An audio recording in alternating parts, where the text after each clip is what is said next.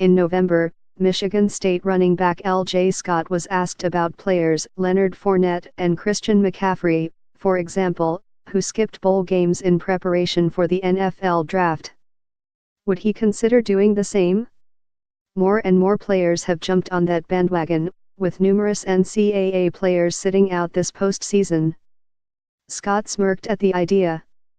"Those guys were in a better situation than I am now," he said, "so we'll see what happens."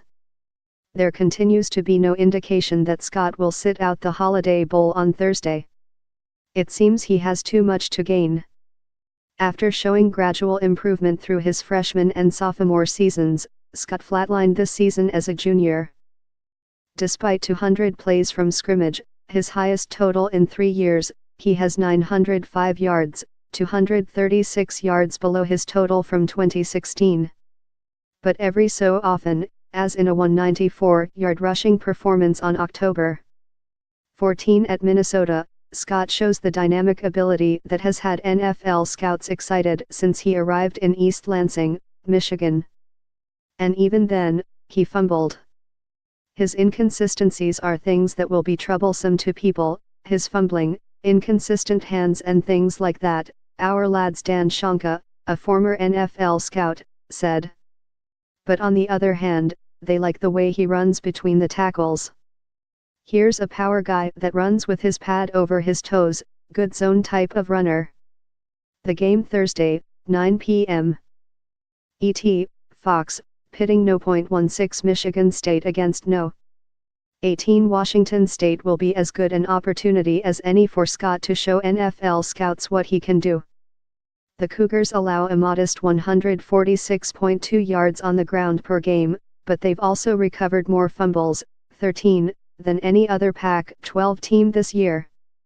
Scott hasn't said with any semblance of certainty that he will leave Michigan State a year early.